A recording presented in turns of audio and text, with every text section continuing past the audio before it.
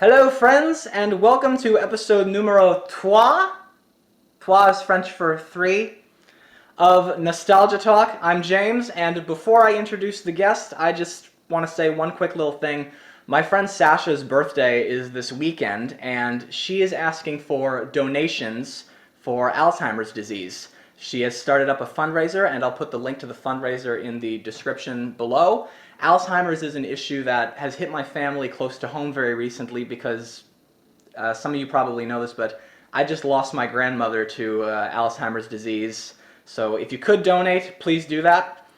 And now let's get right into it. I am here with an animator, director, and a pretty big influence in my life as well, Ron Doucet. Ron, welcome. Hello. Now, Ron is an animator who worked on Johnny Test, Delilah and Julius, Teen Titans Go, the Woody Woodpecker web series, and honestly, I owe this whole interest in film to Ron, really, I do. So, Ron, thank you for being such a big inspiration in my life. Oh, no problem. Okay. So, first of all, how did you get interested in animation? My mom told me since I was able to pick up a pencil, I had been sketching and doodling. Like age 3, I was just sketching everything everywhere that I could. And I was a cartoon junkie as a really young age, like paying attention to the opening credits, that Chuck Jones name would pop up for those Roadrunner cartoons, and I remember that name and the variations of his name, Charles M. Jones and everything, and then eventually you get to learn Mel Blanc, he's voicing everything in these Merry Melodies, Looney Tunes stuff. Such a legend. Yeah, complete legend. And then you see the Frank Welker name for Fred and Scooby-Doo, and then you see his name everywhere. So then you get all these kind of big names that are attached to everything. But my whole youth, and my mom would tell me too, I'd have this like a big portable chalkboard, and I'd draw scenes from Looney Tunes, like from Wile E. Coyote Roadrunner, like speed draw with chalk, and like draw the scene till the shot cuts to another angle, and then I'd erase it and start drawing again. And I'm like, man, I totally forgot I did that. She remind me of that stuff. And so I was kind of trying to animate, at age 8. I was huge into Garfield too, Jim Davis, Garfield comic strip. I think that was my first influence of stuff that I was copying all the time. I was copying that style, and still my style today has a bit of Jim Davis, Garfield in it, my own natural style. Even though I draw hundreds of different styles, that's part of the animation director's job. You just learn new production design style and go with the teacher crew how to animate in that style, and then 6 months later you're on to another show, and you learn a new style of how to draw. But yeah, my whole youth I was just always gravitated to the television, and the very first movie I ever saw was Fox and the Hound. I was really young, probably too young, because that grizzly bear scene really scared me at the end. And yeah, I just been sketching and drawing. Once I realized too, if I would trace drawings from comic books and from Mad Magazine, and the more I trace it, the more then like my hand would know how to draw it. And so then I just kind of like, hey, wow, it's like I'm creating this superpower in myself. Then I just kind of just copy it, and I'd copy what I'd see side by side, and then I could draw a freehand out of my own memory and draw Spider-Man or Garfield or the Mad Magazine characters just in any pose, because I had traced it, then copied it, and so many times, hundreds of times, that then you just draw it freehand in any pose out of your mind. It's like you discover that power as a kid that you're able to do that. It's just a lot of work. It's just hundreds of hours you're just practicing away. But as I got older, I just kept drawing and just kind of studying all these different kind of art styles. Jack Davis, I was a big fan of his crazy hands and feet from Mad Magazine. Crazy good artist. Mort Drucker was a great cartoonist too, of course. But yeah, and I was into comics a lot. Now, of course, the 80s, I'm a child of the 80s, and you had Transformers, G.I. Joe, He-Man, was just big toy commercials, and that's all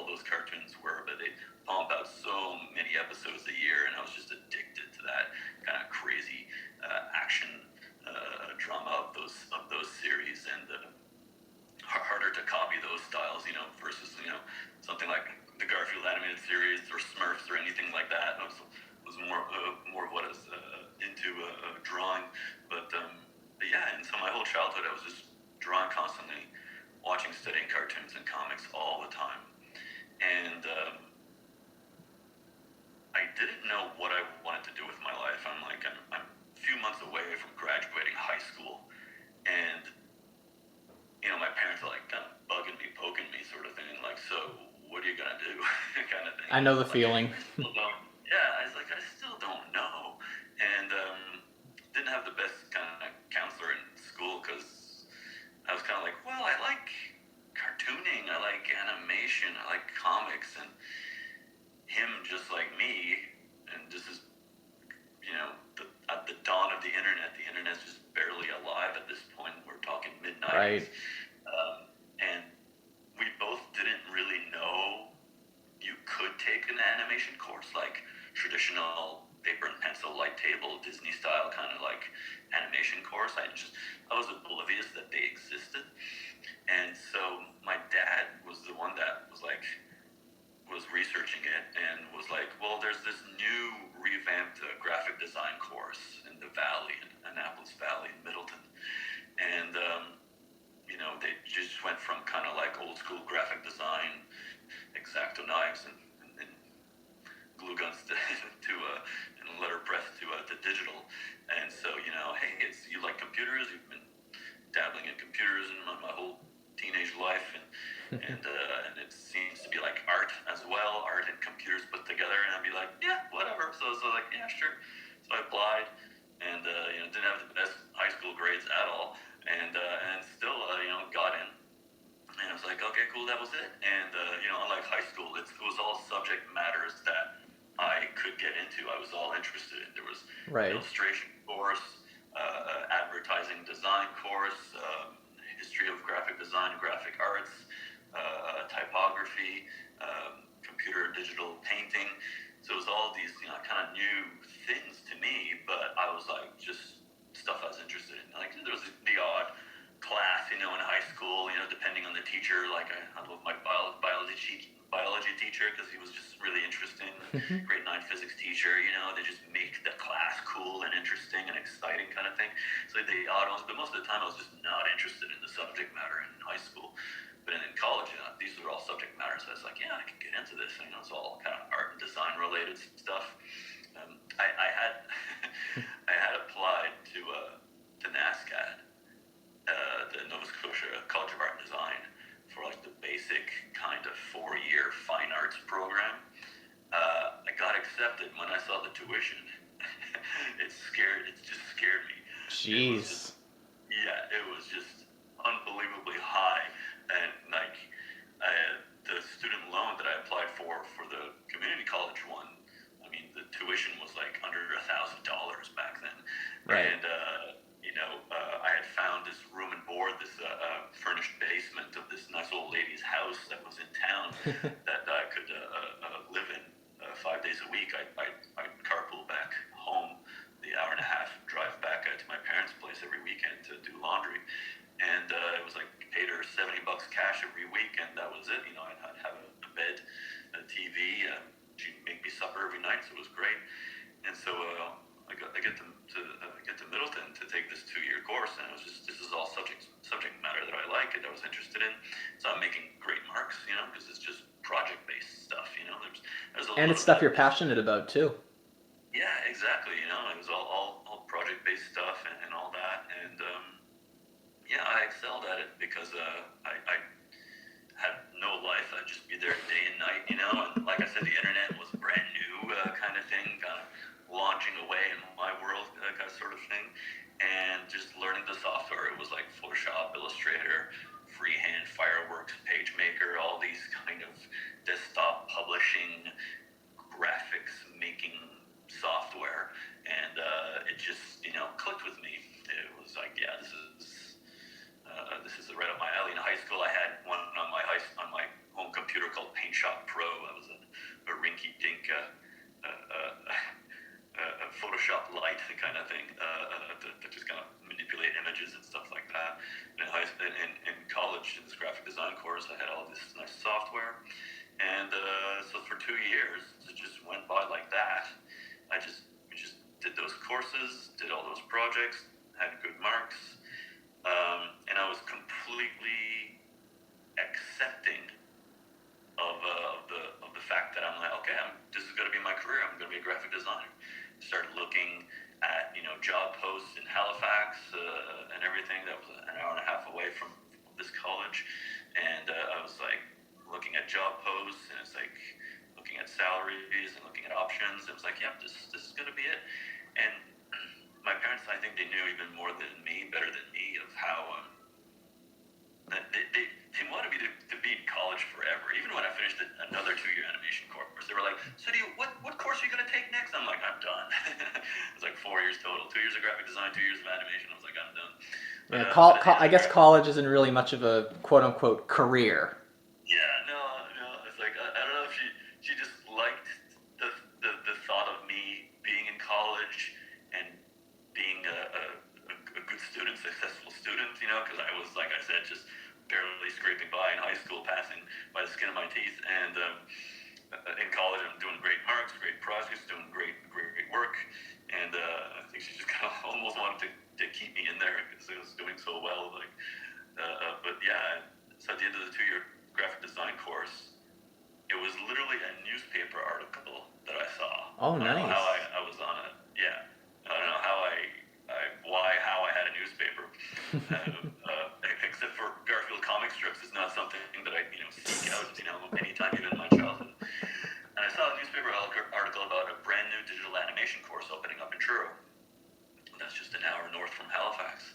And they showed it was like a combination of 2D and 3D. So computer will teach you computer-generated style animation, will teach you hand-drawn animation style. So it intrigued me, and my dad was like, look into it, apply for it. So I went for a tour, and the main 2D animation instructor, Peter LaBelle, who at the time had like an Afro Bob Ross style mass of orange hair, and he's sitting there, and there's this whole, these rows of these light tables with the animation disc and the peg bar, the old school Disney style stuff, and he's sitting there and he's flipping paper and he's kind of showing, the tour of students, potential students and kids coming through, and he's flipping the paper and he's drawing, and it's like this old school teacher, kind of like from Klaus, kind of thing with a baton, kind of like hit something on a chalkboard, and it's just all roughly sketched out. And I just fell in love with it right there. I'm like, I would learn how to do that here, like that. This is what I've been waiting for my whole life. I didn't know they taught this. Like, still after 2 years and the internet at my disposal, I still didn't bother to look into animation programs in Canada. And here was one right in my lap, starting up, and they teach you computer style stuff and paper style stuff, paper and pencil style. And I was like, oh, what do I do to get in here? And I was late in applying. Oh. And my dad tells me to talk with the lady that was in charge at my old college that I was still finishing up the graphic design course. And he's like, she's connected. I'd been tutoring her. She was like the not the principal, but the president of that college sort of thing. And I was teaching her at night how to use Microsoft Word, because she was like new to the technology sort of thing. And he's like telling me you're connected with her. Tell her to like get you in on that course, to make sure your application goes through, even though you're past the deadline, all that stuff. And I'm like, oh, I don't know, Dad. He's like, no, that's how connections work, kind of thing, old school. So sure enough, I asked her, and it's like, oh, I was wondering, do you have any pull, any sway, or any insight about that animation course in Truro? She's like, oh yeah, you'd be great at that. Oh yeah, I'll make a phone call. I'll make sure that your application, even though it's late, gets in the pile, sort of thing. Oh, thanks, sort of thing. The application was like almost your typical traditional, even how you used to get to Sheridan College in Oakville, Ontario, or even Cal Arts, was a series of exercises, a still life, some figure drawings and stuff like that, like a real portfolio you had to put in. And thankfully, all the prep work that I had done on trying to get into the Nova Scotia College of Art and Design, which when I accepted. I refused because the tuition scared me away. It was too high. I was like, oh my gosh, I'm going to be 100,000 in debt after 4 years. This is going to be nuts. But which was more at the time compared to now. But fair.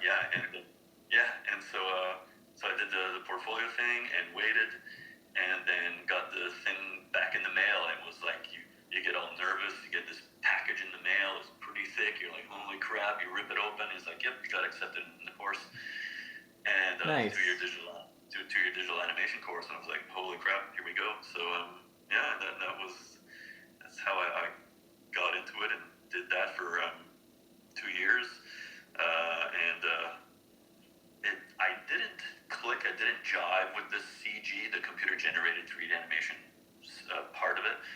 The software, I just didn't click with it. It was the predecessor to Maya. Maya is a big industry standard one for the past 20 years, but it was the predecessor to Maya. It's called the Alias Power Animator, and it was just a long process to just kind of sculpt and build, these basic shapes and forms, and kind of merging them together and figuring out how to make a character and how to rig it together. It's way simpler now. The graphic user interface and everything is just miles ahead from that software, and so it didn't jive with me. So I took it upon myself to just specialize. You can that same course now, you can't specialize. You couldn't back then. I made a point to self-specialize in 2D hand-drawn. So I did the bare minimum to get by in all the 3D related courses. But I was there day and night for those 2 years. I was just practicing drawing. They're called pencil tests. You flip on the paper, you draw, you put the light table on so you can see your main poses, your main key poses in position 1, position 2. You figure out your path of action and your arcs and your in-betweens of how you got to slow in or slow out of a movement, whether it's just a hand animating or full body movement or snakes or plants waving, anything like that. And so just practicing rising, and you bring it over to the computer, and there was this camera facing down, and you lay your artwork flat down, and you take those 2 pictures, 12 photographs per second, each one held for 2 frames, and you just test it. You look at your own animation with quick little walk cycles. You start off with bouncing balls, basic exercises to figure out the physics of things, how to replicate, movement and weight, and how to simulate those things. And I'd get the projects done, the assignments done for the class, and then I'd go in evenings and weekends, and I'd just make my own projects up, my own characters, and draw them up and animate them up. And that's fun. I just kind of self-taught in many ways, self-motivated in many ways. And after 2 years, the main thing of any animation course is to make a demo reel. And just like any filmmaker sort of thing, you put your best stuff on a reel in hopes to get a job with that. And that's your portfolio, that's your resume, that's your cover letter, that's everything. The grades, the marks that you had in the individual courses never will have meant anything, sort of thing. It's just basically how good is your draftsmanship and your work and your knowledge of those principles of animation, the squash and stretch and overlap and timing and spacing and everything. And my reel was terrible. It was. I put in what I teach the students now. I still teach sometimes part time. Is that I tell them to don't put everything you ever did on your reel. Every exercise, every experiment you did, you got to narrow it down to your very best stuff, even if it's just 10, 20, 30 seconds long. Pare it all down to just your very best. And with me, it was 3.5 minutes of just like everything I'd ever done in those 2 years. I had done all kinds of my own little side projects and experiments and stuff like that. And so it was a terrible reel, but the last thing on my reel, which is also a faux pas, is like put your very best stuff first. My best stuff was last, which was the only thing I'd done in color stuff that was clean and colored. 2 aliens at a bus stop, chit-chatting. Mm-hmm. And cute. Yeah, and that's what got me my first job. And they only told me that after the fact. That's like, your reel was okay, but that last thing you did was kind of cool, kind of thing. And so that's how I got the job. It's like, if I would have known, because all that other stuff was practice for that. That was the last thing I'd done in college and everything. But after that 2-year course, I'll never forget it. Was I'd go in at night it took me 6 months to get my first job. I graduated the course. The course was weird. It would go from January to August. It was like a delay like that. The summer break, the summer vacation was like in the fall, and everything was kind of like shifted over just for our course. When I graduated in August '99,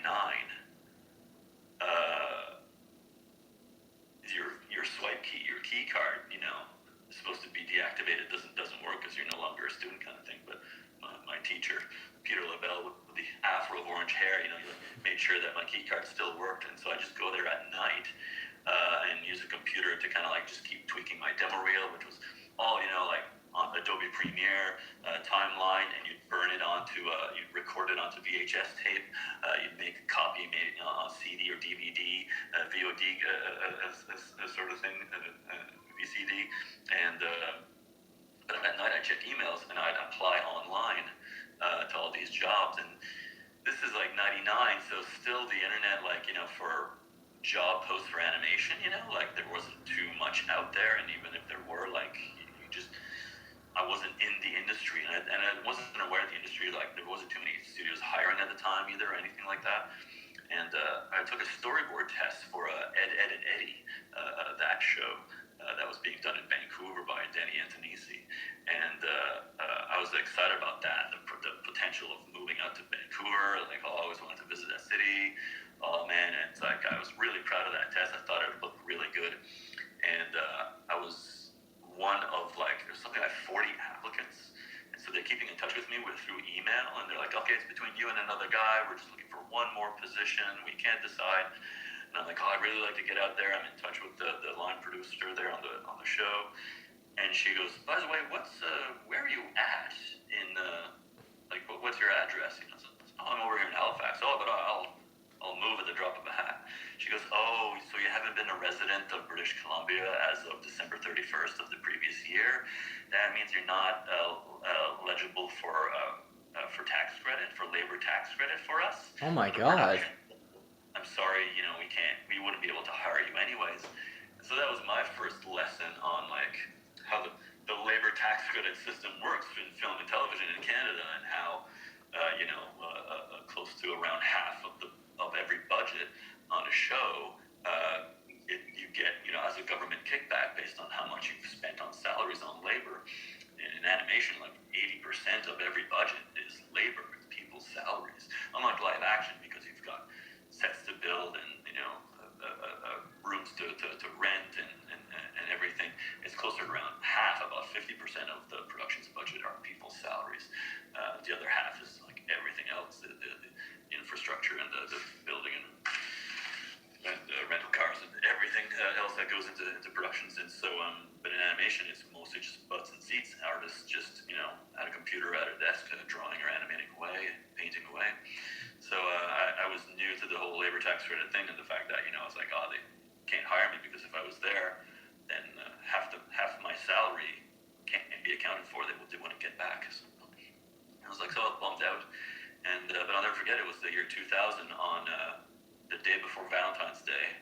I checked my email, and a former classmate of mine, he emails me. He goes, "Hey, Ron, are you working or anything? I'm at this studio called Kaleidoscope in Halifax, and we're looking for one more guy. We're doing this thing called Jerk Chicken as a test pilot for a potential Nickelodeon show for this guy Chris Gilligan, who's an animator on James and Giant Peach, and he's supervising this production. And we're way behind. And my boss asked me if there was someone in my class that they might be able to bring on board to help out."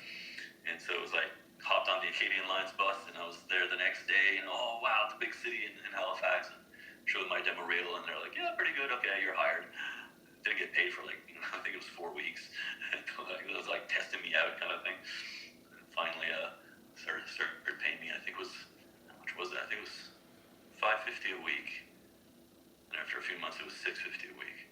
But yeah, it was first paycheck. So quick little question there. $6.50 or $650? $650.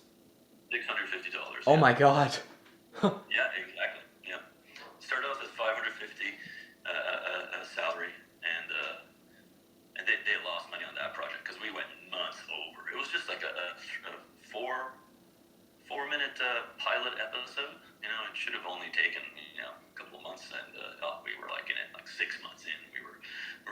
it was a big experiment, and it's how I learned, what was called Macromedia Flash at the time. Today it's called Adobe Animate CC, and that was my main software forever on just basic straight ahead 2D animating on the computer using a Wacom tablet and stylus pen, and that was my first time too using that. That was a funny story too. I had jerry-rigged. I had made my own light table at home and everything like that, and I was ready to just be a traditional old school paper animator, Disney style animator. And this is my first job at Kaleidoscope here in Halifax, and they put me in front of a Wacom tablet with a stylus pen on a Mac computer, and using this Flash software, and they're like, okay, go. And it was this scene that was storyboarded, and it was all kind of really rough posed out, and I had to kind of clean up the poses and then figure out the in-betweens. And I was not used to that stylus pen. I was holding it wrong. I didn't know what was going on. So I'd used the mouse, because I had been drawing on a computer with a mouse my whole teenage life and through college. So I'm drawing with it, and the director came over to me, the supervisor, and he did what I did to my crew years later. He rips the mouse out of the computer. He just throws it in the trash. Learn how to use that tablet. You'll thank me for it. I'm like, all right. I think it was about 2 weeks later. That must be nerve-wracking. Oh, totally. About 2 weeks later, we're in the elevator ride to go up to the studio, to the office in the building one morning. And he goes, so, how's it going with the tablet? I'm like, yeah, I'm liking it now. I got used to it. He goes, you're drawing just as good, maybe better than you ever did with the mouse now, aren't you? I'm like, yeah, I'll admit it. Yeah, it's better. I never looked back. I've barely used the mouse for the past 20 years. I've just been carried this stylus pen and my Wacom tablet with me ever since. But yeah, and that was the start of my career. I was at Kaleidoscope for 9 years. Okay. That's when I met you.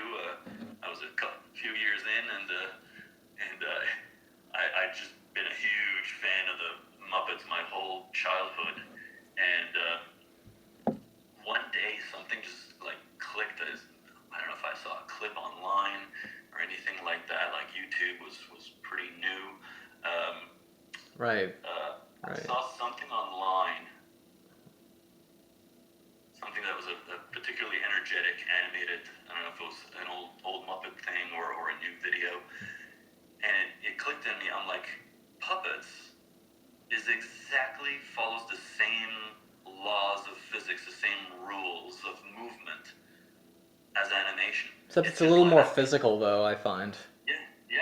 It's just, and that, I'm like, oh my gosh, I need to get into this. It's something, kind of I always wanted to be a cartoonist when I was a kid, but didn't know what path to take to get there, and I just kind of stumbled into it, after 4 years of college kind of thing. And with this, I was kind of it's something I've always wanted to do. I'd never really done it or tried it or anything. So the Muppets were a pretty big influence on you in this film and TV medium, then. Yeah, exactly. Yeah, they were present, through the 80s. I mean, Dark Crystal and Labyrinth, I was massive fans of. The original Muppet Show, Fraggle Rock, grew up on that. The Dinosaurs one. Right. It was all Jurassic Park was big too. When Jurassic Park came out, I remember it was I was writing exams, grade 10 or 11 exams, and it came out. I went to see it with my mom, and that was that's amongst many key moments in my childhood, movies that just melt your brain. You're just oh my gosh, what did I just watch, kind of thing. And Jurassic Park was one, because you see behind the scenes on the news at night, about it, quick little snippet scenes it's a combination of revolutionary computer generated animation and giant animatronic puppetry. I'm like, what? Sort of thing. But right. Yeah, I saw something when I realized oh my gosh, it's so the Jim Henson's Muppets. I kind of fell in love with it after kind of being on hiatus, after not watching or thinking about anything Jim Henson or Muppet related for during all my college years. Really, I kind of just blanked out on that. And here I am. I was an animator for the first year and a half, and then I became a director of my own crew, and things are moving along. And it's one day day it just hit me like I gotta get into puppets. Like it just like the bug bit me hard, and so I was just kind of go like I can't sew worth anything. I'm really not that good. Any arts and craftsy thing, I'm really not that good at. But I'm like I could design the hell out of it, right? Like, and so it's like if I find someone, a professional Muppet style puppet maker, I'll design exactly what I want out of it, and maybe I can, they'll give me a price and I can just like buy one off of them or something like that. And so online at the time, there's a few sites that would sell kind of generic, mass-produced kind of puppety stuff. But then I found what's his name, Jared Butcher in Australia, that does like kind of replicas of like famous cartoon characters or old Muppet characters and stuff like that. Does he do the cartoon characters as puppets? Yeah. Nice. Yeah, he does it. Yeah, he does. Like I remember Bart Simpson was on his website. Oh wow. Yeah, he and there was him and another guy who used to work on Sesame Street as a puppet wrangler, and he had kind of learned the craft over the years of kind of how to do the stitching and the sewing and the fabricating of puppets and how to get the materials and all that stuff. So I met those two guys online and started chatting with them and get close with them. And so finally I'm like, so like, could you make me a puppet kind of thing? And I was like, here's what I'm thinking, like all that stuff. So based off the materials they have and stuff like that, we reach a compromise. And so like, a few months later it's in the mail and I'm like a kid at Christmas because it's a big huge box and full of those foam peanuts and you're like, wah! And it was like Stafford and Bart, my first two, and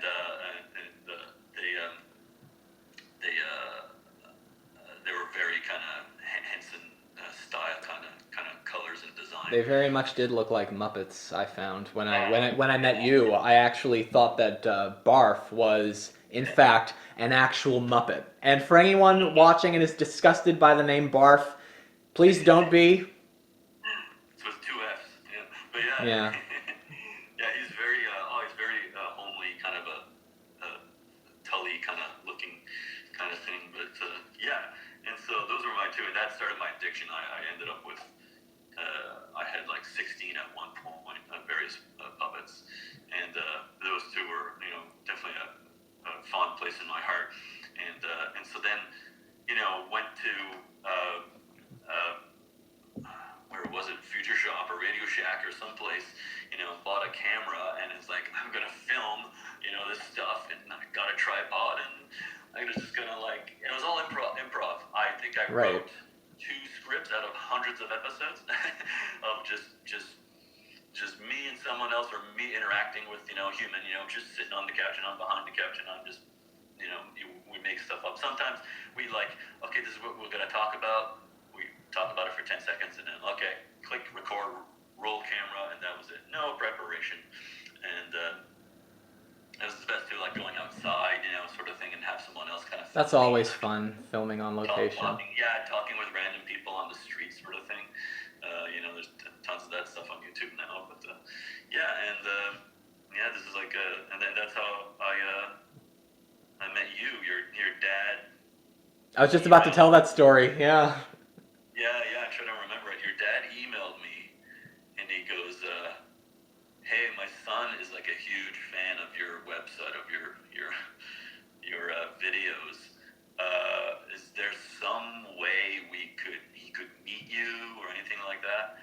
I'm like, "Well, actually, I'm downtown. I'm in an animation studio. This is where I film it, and I'll give him a tour. Just have him come by, and we'll even shoot some videos or whatever. Have him tell him to bring his stuff and whatever stuff like that."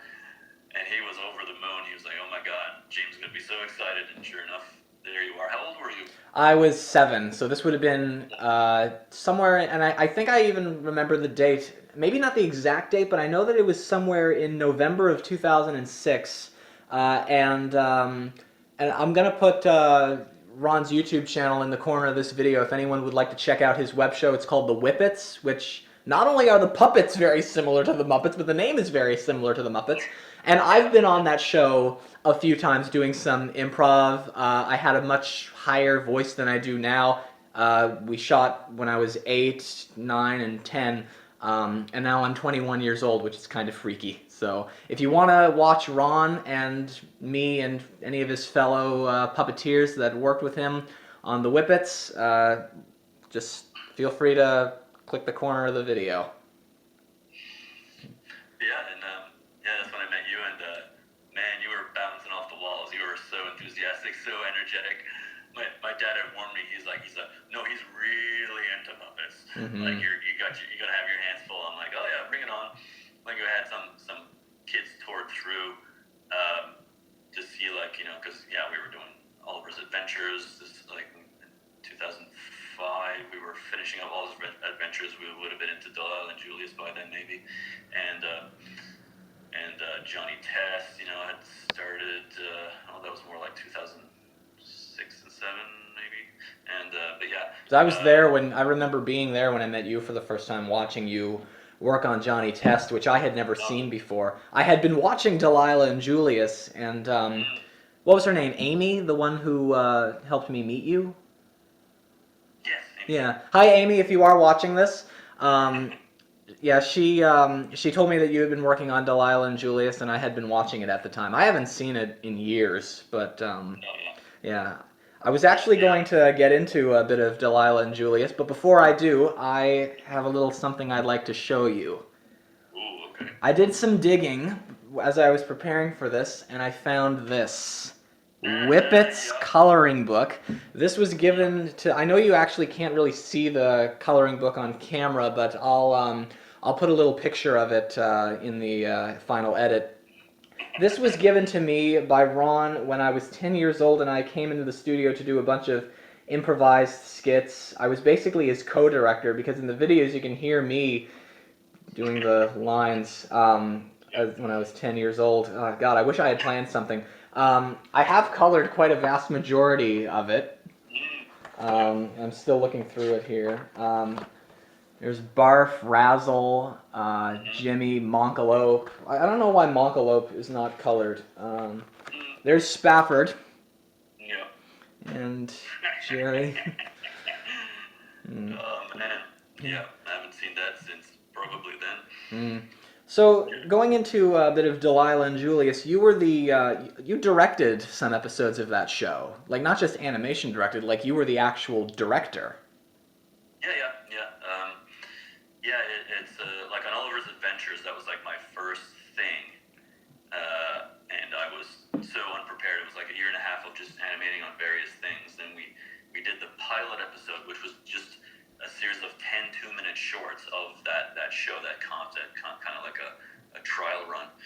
And then like we thought we were all going to get laid off, and we had to find some other animation job somewhere else. This was like 2000,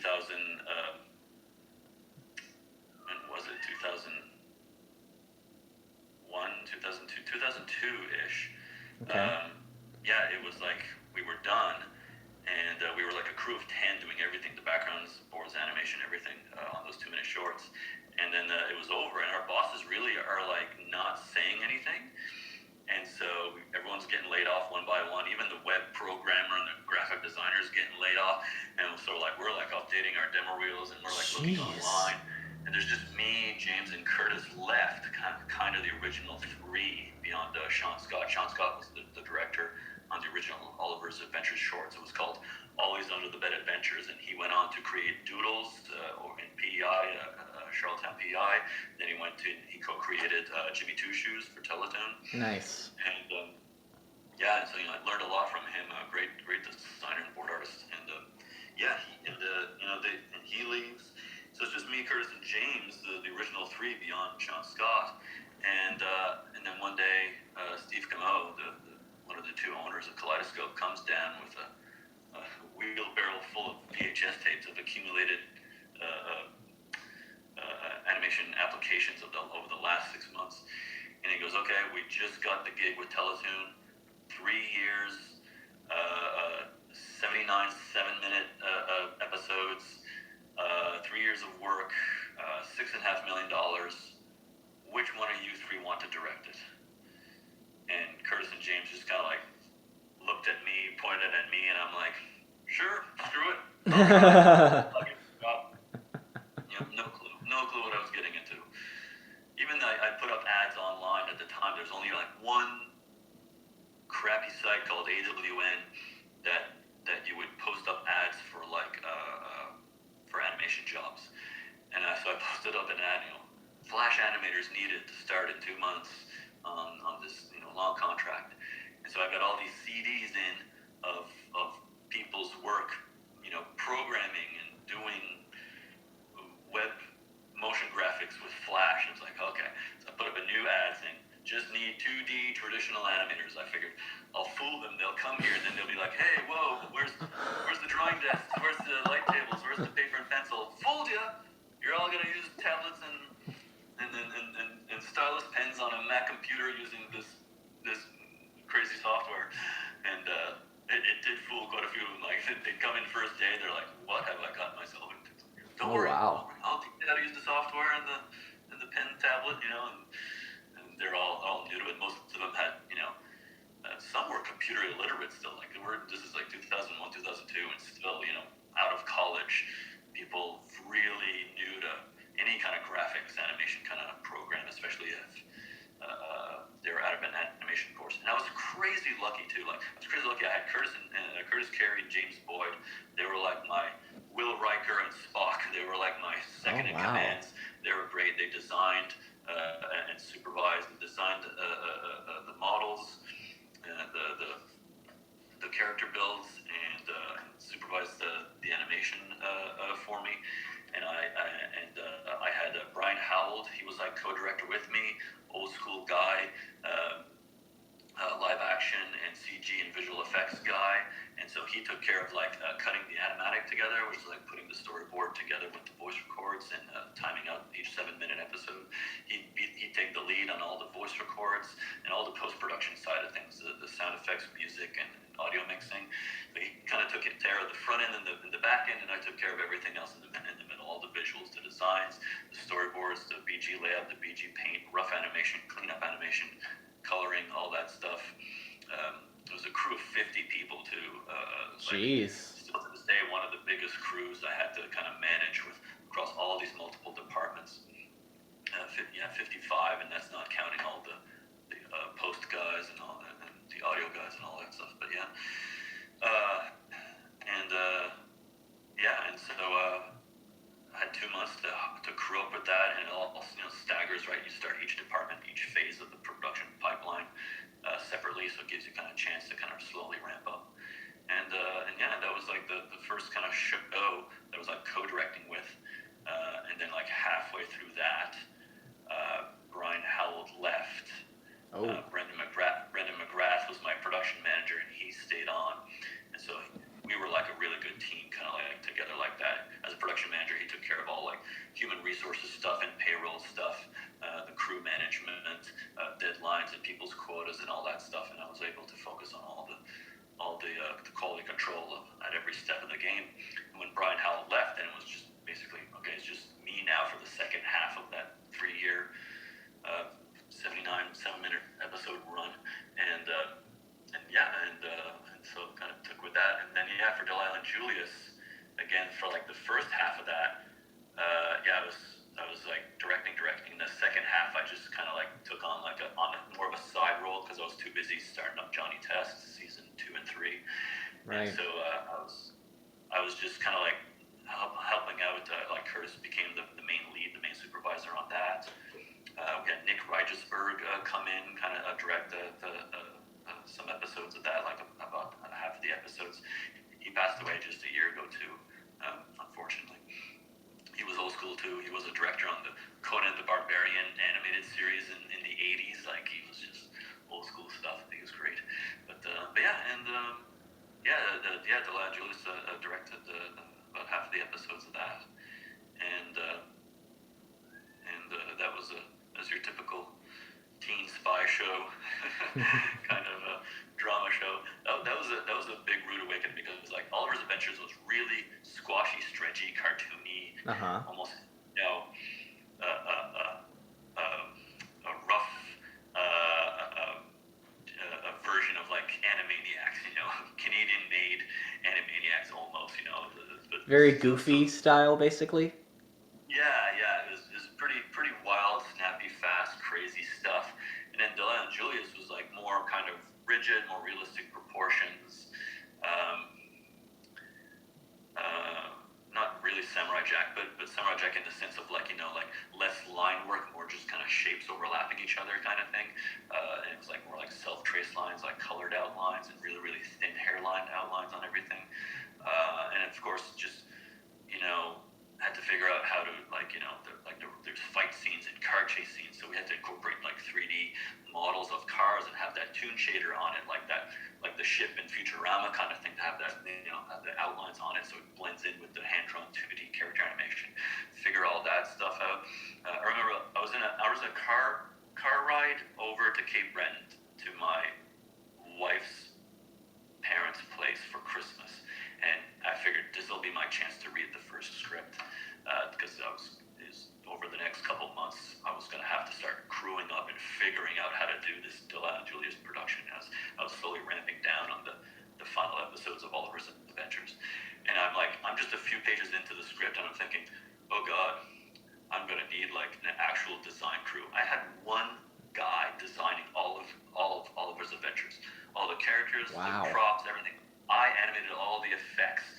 Me and Jake Mocker ourselves on all that effects. I mean, hand-drawn kind of like water and goop and lightning and fire and explosions and mud and paint and all that type of stuff. But I had one guy doing all the designs. At first it was James and it was Scott McDonald. And it's like, for this, I'm like, oh my gosh, like we're going to real world locations, the Delilah and Julius are like take a jet to, do a Mission Impossible style mission in Paris, France, or in San Francisco or wherever, and exotic locations.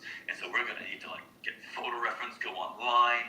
I'm gonna need someone that can design realistic, locations for these environments. I'm gonna need, multiple people for the character design stuff. One guy to rough it out, another person to clean them up, someone for props. I'm gonna need a more dedicated background layout crew to do all the individual angles and perspectives of all the backgrounds. I'm gonna need a dedicated storyboard team, and it was like, this is gonna be totally different kettle of fish. But yeah, no, it was fun. It was great. It was 2 years of work, and yeah, it was fun. Nice.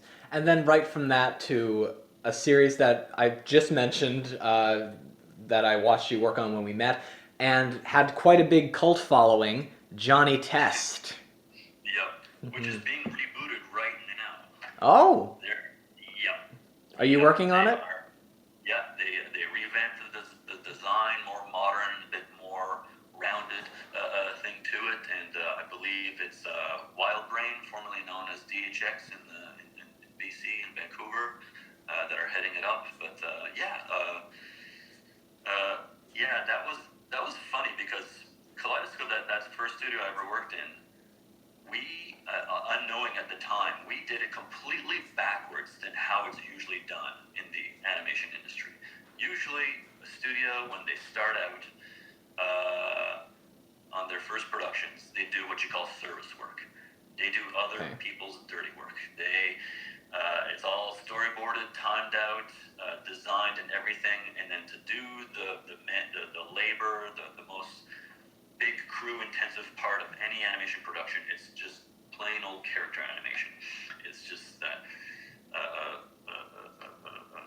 largest crew, the largest part of the job, it's the largest chunk of the budget, because it's a lot of people on these salaries or being paid freelance footage to do these so many seconds of animation a week, and you've got 11 minutes or so to do every week, and so it just adds up to big crews, and then you've got crews of people to prep the scenes, crews of people to revise and do retakes on the scenes based on the client's notes.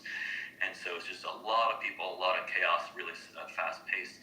And so usually that's how studios start off with. Their service studios, they do that kind of the grunt work of that process. And we didn't. Our very first thing we did was Oliver's Adventures. Oh. And a fantastic woman, Madeline Levesque, I think she's still a producer in the industry now, but she was at Teletoon at the time. And she would go to every boutique studio in Canada and asked them, so what show idea do you have, sort of thing. And we came up with this kind of Calvin and Hobbes-esque kind of show called Oliver's Adventures, and she's like, okay, you got the gig, sort of thing. And Telescreen was a very different company back then. It's like late 90s, early 2000s, when they were kind of really more experimental and a bit more avant-garde, more wanting to kind of explore different things. And they took a gamble with us, and our first show was our own IP, intellectual property. And that's never heard of. Usually you have to be a studio, you build up a reputation, and maybe after 10 years of doing really good quality work, word of mouth gets out, that you're a reliable studio, that maybe then they, start to listen to what, the pitches that you might have for your own, shows that you want to create on your own kind of thing. But with us, it was the opposite. We had Oliver's Adventures, Delilah and Julius were our own creations, and we were only a few years old, 2-3 years old, and so they trusted us and gave us the funds and budgets to do those 2 shows. We did them, and then, that was it. It's like it wasn't renewed for any more. Teletoon was like, nope, we're done with that show. And so basically the owners of Kaleidoscope, they were like, oh, we got to start looking for work, And so it's kind of the opposite. Like after we've done a couple IPs and 5 years of crazy work, and we had, over 80 people on staff at our biggest, at our highest. We'd get other kind of secondary service work too. We did girl stuff, boy stuff, preschool show called Farzal, Bromwell High. Oh, I remember Farzal. Yeah. I actually used to think it was, because I'm a big Sesame Street fan, I used to think it was Frazzle. Yeah. Because you have the Muppet monster, Frazzle, and you have the baby, Farzal, who just communicates in babbling, and then you have Frazzle, who talks... Yep.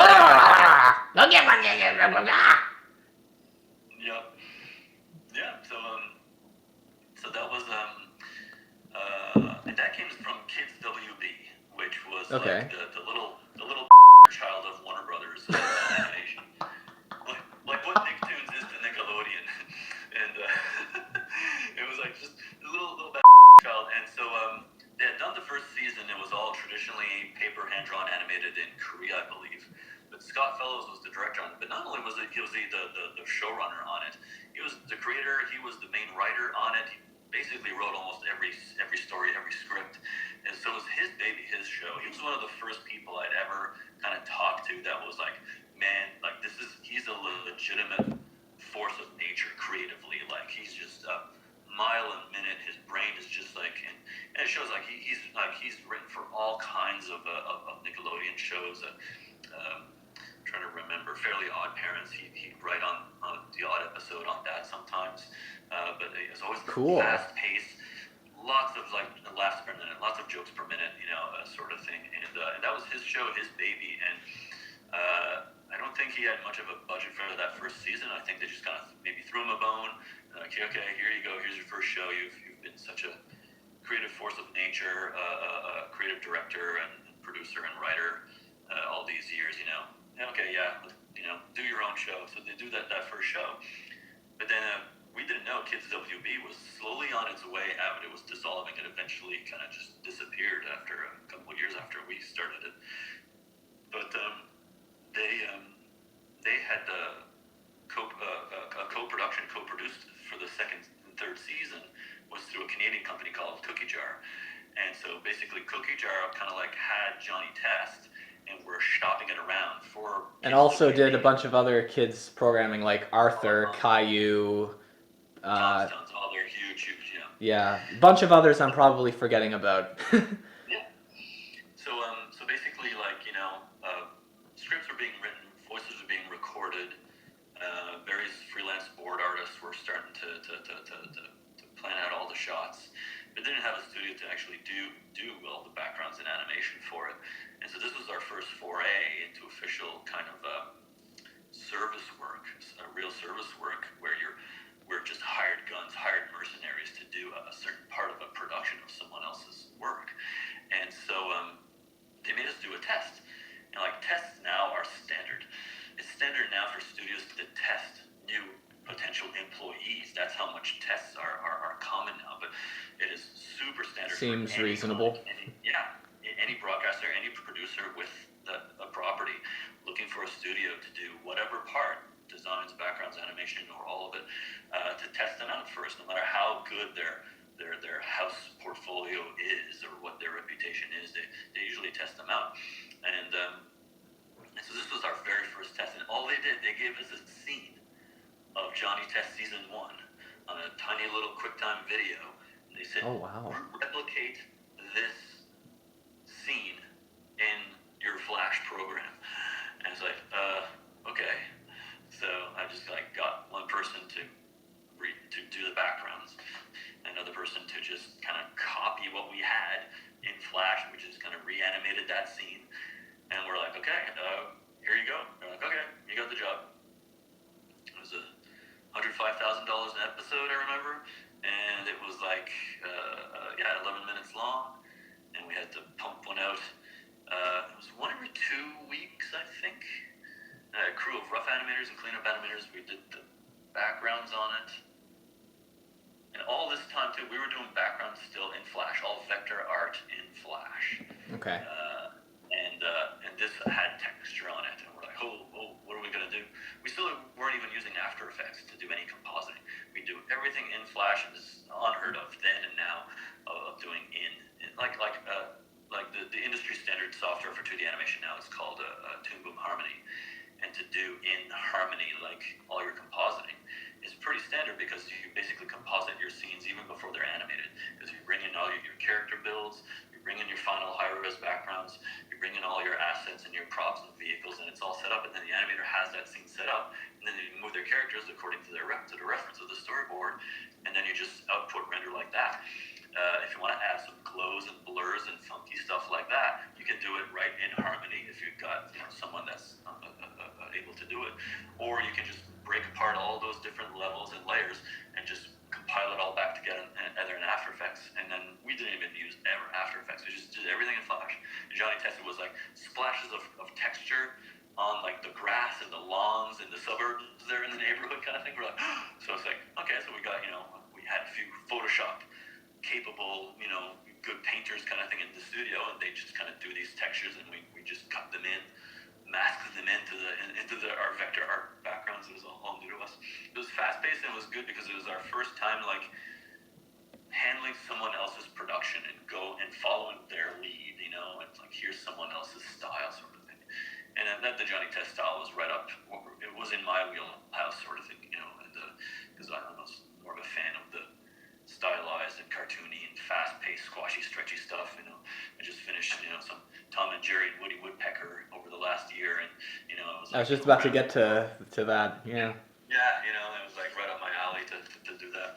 But Johnny Test was a lot of fun. That's when I met Larry Jacobs. Larry Jacobs is a bit of a legend now and then of this, talk about mercenary, this freelance work on dozens and dozens of different productions and shows of just an old school director, paper and pencil guy, and he just great, easygoing guy. I hope to be him when I'm his age. I assume he's 110 years old. If you're listening, Larry, you're ancient. And he's Hobbit size too. He's a tiny little guy. But and that's when I met him. I think it was on the 3rd season. He helped me supervise the show. But it was fast paced, and a funny story too. Between season 3, the animation portion started. It was the summer of 2007. Yeah, it seems about right. And the spring of 2007, something happened where there was so much work happening in Canada in animation that for the first time, I put an ad out online, like I usually do, when something new was starting up, and I was looking for a few new bodies to fill in some seats, and I couldn't find anyone. No applications were coming in. And I was like, what's going on? And Mark Capello, who's my partner in crime, he's supervising all the designs and layout work. He's like, we gotta go, take a plane trip, a ride out to Toronto and find some, go to the colleges, go to Oakville, Ontario, to Sheridan College, and some key colleges, and just try to recruit. Because they're going to be graduating their crop of students soon. April, May, and so we did, and still barely we were able to find anyone. But Sheridan College was like at the time they were doing a co-op program where in the summer between the year 3 and year 4 of their college course, they make their students go out on the job experience kind of stuff. And so I hired, it seemed like half the class, because even though they weren't like they were a year away from graduating, they needed a summer job, and summer was like from May, June, July, August. And so we're thinking, well, it's 6 months of animation. We'd have all these kids in for 4 months of those 6. I'll figure out how to finish the last, 3 episodes with the skeleton crew in September later on. And so it's so funny. They all took road trips. They all took planes. They all came. We made up another studio. We built it up. We set it up, a new floor space, just to do the Johnny Test season 3 animation. It was all piling up. Wow. And and the training regimen was insane. We were just like trying to, because not that they didn't know how to animate because they hadn't graduated yet. They were 3/4 of the way through their intense program, the Sheridan program that teaches you how to animate really good 2D character animation, of course, but to learn the software, to learn the style of the show, to learn production, and everything like that. It was the craziest summer ever, because it was like all these new people, all these new recruits, training them, getting them up to speed, getting the show up to speed. It was insane. And God. No, that was Johnny Test, and then poof, they all went, to go back to college in September. So it was just me and a skeleton crew, and I'm trying to steal people from other studios and other productions within our studio, and we're slowly falling behind because it's just a small skeleton crew doing all this stuff, and it was. Jeez. I don't know how I did it. I don't know how we did it, because we were late, but we weren't too late. Every production runs at least a bit late, but right. we were only a couple weeks late to deliver the last episode, and we were just there day and night, burning the midnight oil every day, every week. Me and just a small crew, just animating our hearts out. But it was fun. And then the housing market crashed. There was the American writer's strike. All that stuff happened in 2008. That's right. Dozens and dozens of productions across North America just went on pause, waited, and then it just evaporated. And so we lost so many productions. It was crazy too, because 2007 was the busiest we'd ever been. We were working on so many shows at once. And even for what was forecasting for the next coming year, it looks like we were going to have to beat work away with a stick. There were so many contracts that were landing on our floor. Jeez. And then boom, nothing by the following Christmas, and then into the spring, we were just kind of just picking away at morsels, at little projects, and there was nothing. And particularly in Nova Scotia, things were pretty dead for a couple years, from late 2007 to late 2009. It was everyone went into hibernation, really. Wow. That's when I started teaching at the Center for Arts and Technology, now known as Da Vinci College, and then that's when Kaleidoscope, shut down and everything like that, and then wow. Yeah, and then in 2009, did a little bit of stuff for Copernicus Studios. And in 2010, they got a show from Nicktoons called Wild Grinders, and that was the showrunner, and that was Bill Schultz. And it was funny because Copernicus Studios, they were just kind of coming out. They weren't totally hibernating. They were kind of working on stuff, but they had definitely downgraded to a smaller crew. So they were really hungry as shows were starting to get revived, and production was flowing again. The blood was circulating again across the Canadian animation industry in 2009. And so they knew I'd been out of, hadn't been really directing much at all the previous year and a half, 2 years. And so they brought me in just to meet this guy, because he was flying in from LA, and they're like, hey, can you pretend to be one of our directors, because we don't really have any directors on staff. to meet with Bill Schultz, who was heading up the project. It was such a funny, weird thing because like we're sitting down at a cafe chatting, and I ask him like what was the first thing he ever worked on. He goes, well, I was a production manager on the Garfield holiday specials. Sweet. And I'm like, well, I grew up on that stuff. I love that stuff. The Halloween special, the Christmas special, the Garfield one. Yeah. And then I was a production supervisor on the Garfield and Friends animated show and all that stuff. Oh my God, I love that stuff. The one from the 1980s? Yeah. I love that show too. Oh yeah. So he was, that was his like start into it sort of thing. And this Wallgrinder's kids skateboarding animated show was like his first thing that he's kind of show running, and he's kind of producing on his own, not producing someone else's work. He had basically decades in the industry, being a producer or production manager on other people's shows. And so, this is him, sussing us out, seeing if we're the right studio to do it all. And he was just going to provide basically the voices, and we do everything else. And what came full circle too was like, so I'm like, so we're kind of getting to know each other, we're getting comfortable with each other. I'm like, so what kind of style are you looking for? He goes, well, I really like Kid Batowski and Johnny Test. I'm like, oh well, I directed a couple seasons of Johnny Test. He's like, what? I'm like, oh my gosh. Oh, I should answer my phone. Hold on. Go ahead. Hello? So you also worked on Teen Titans Go, Yep. and you were animation director on that.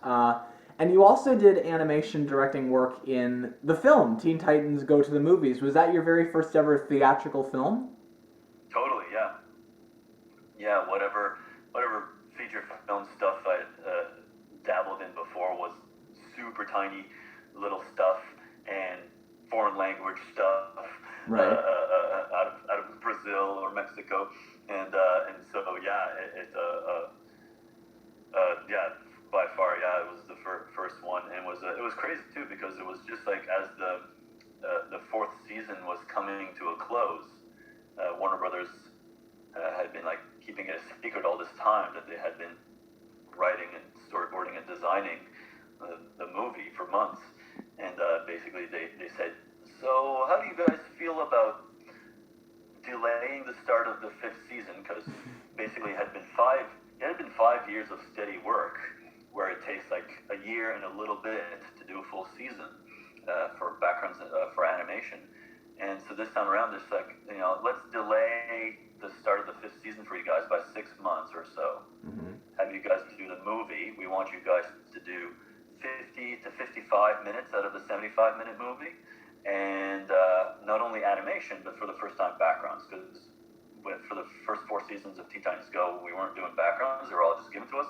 We're just doing straight up character and effects animation, and that's it, and compositing. And so we're like, okay, sure, sort of thing. And the background style was like amped up to Right. higher quality for the movie for sure. And so I had to get a few of our best guys on that, like we had on other productions, to get on that. And really just a few extra animators, not too much more. But yeah, that was a lot of fun, and that was one of the hardest things I'd ever worked on. It was just crazy. We had done like a 2, 3, 4 part episode arcs where the style changed to something kind of like more crazy, more action, more comic booky, more epic. And they're like, it'll be just like that, but about twice as much, like twice as hard. Like it's just, that's all. And so like yeah, sure, sort of thing. And but yeah, it was a lot of fun. And they'd give us like the line art, the layout, the rough layouts of all the backgrounds, all the different perspectives of what the sets, the environments looked like. And we had to just put tons of paint and lighting and texture on it to make it look good.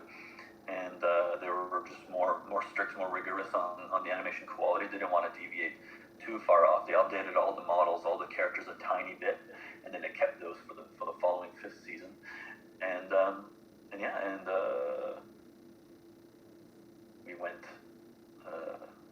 It was at least a month over schedule because the revisions, the demand, the quality bar had raised for sure. Right. But, yeah, no, it was a blast. It was a lot of fun.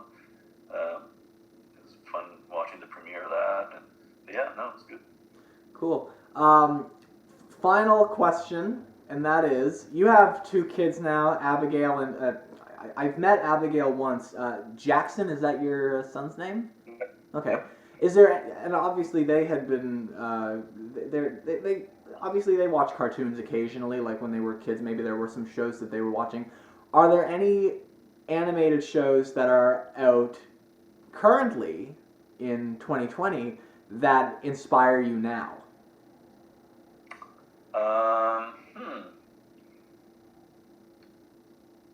Yeah, there's some. I'm trying to Okay. think of the names of them. But yeah, definitely. There's always stuff, yeah, coming out that's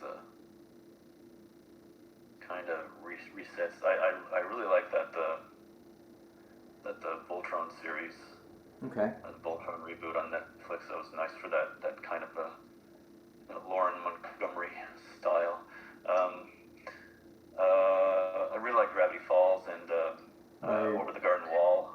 Those are a few years old now, I guess, but those are really good. That kind of atmosphere, to capture that type of atmosphere is really kind of cool. Like Gravity Falls was like X-Files for kids, is what I always called it. And really, really cool adventure show for mystery show for stuff like that. Yeah, trying to think of what is Hilda. Hilda came out on Netflix a couple I'm of not years familiar ago. with that one. Yeah, and they're doing a season 2 and 3 in a movie right now. Oh, wow. Yeah, and it's based off of. I just happened upon the comic book of it, and I was like, oh, I think my daughter would like this. I was kind of digging it, and it was just a random kind of purchase sort of thing. And then boom, seemed like a few months later, the season 1 was out on Netflix. I'm like, oh, cool. Oh, and it's cool how they adapted the world and the designs and great voice acting. But it's just a little girl on adventures, meeting up with crazy creatures and stuff like that, and she's forced to move from a very rural, out in the woods area into the village, into the town, amongst other people, having to join a Girl Scout group and a school and all that stuff, and make new friends. And so there's that kind of thing that some kids can relate to. But yeah, it's just really well put together, and that was Nice. a good. Really good, inspiring thing. Spider-Man Into the Spider-Verse was a fantastic movie. That's I don't think I'd used the term game changer my whole career, but that one I was like proclaiming, shouting off the rooftops. I'm like, oh, this is changing everything. Just the visual style of it, the pacing of it, the whole look of it, the whole style of it, the whole approach of it, the pipeline of it, and how it was all put together, and the style of storytelling and everything, and the character development is all fresh and new and original. It's really nice. But Nice. yeah, and of course that Klaus Netflix Christmas movie. It's everyone's like, oh, it's the comeback of 2D animation into feature film, because basically these past 15 years, like it's been a total switch where a 3D CG animation, that method of creating animation, has dominated feature film. Yeah, pretty much. Yeah, and so it's basically, you talk 3D CG, it's mostly feature film, and 2D traditional classical, it's all television, mainly because it's cheaper. But I mean, you look at Teen Titans Go, even that My Little Pony movie from a few years ago. But you look at the Green Eggs and Ham series on Netflix, that Klaus movie. It's like, wow, like there's in TV, whether it's streaming or broadcast TV, the level of quality in classical 2D animation has gone up so much that it's making up for the fact that we don't see El Dorado and Lilo and Stitch and Emperor's New Groove type movies on feature film on theatrical release anymore. It's making up for the fact because there's such good quality serialized animated series for TV and streaming now that it's just insane. That the demand for quality has just risen steadily these past 10 years. That it's scary and it's exciting. It's inspirational all at the same time. Nice. Normally, this would be the part where I go in for any fan questions. I've asked my friends if they have any questions for really any of my guests, but for the first time ever, I have none, so I might as well wrap it up there. Ron, is there anything else you'd like to say? No, that's it. Thank you, James. I'm glad that you're graduating from your course, and I'm really excited to see what your future holds and where you'll be working and what you'll be creating in the start of your official career. Well, thank you. You've been making content, and you've been puppeting and muppeting, your whole life. But now it's like on to a official career. So I'm excited to see what you're gonna do. If you're gonna be Nova Scotia's little production unit here, what you'll be making, it'll be cool to see.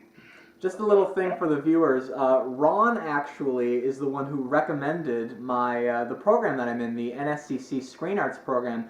I had just graduated high school, and I wasn't going to college, but he suggested the NSCC Screen Arts program. So I looked at that, and then I went to visit my old high school, and my friend Maddie was there. Hey, Maddie, if you are watching. And she said, "How's university?" I wasn't in university, and right after talking to her, I went home, looked at the link, and I was like, okay, I think I want to do this. So, Ron, thank you for inspiring me, and Maddie, thank you also for inspiring me.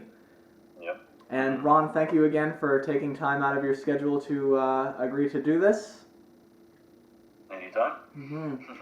And to the viewers out there, I'll have more nostalgia talk coming up really soon. I got lots of cool guests on the way that I've been talking to.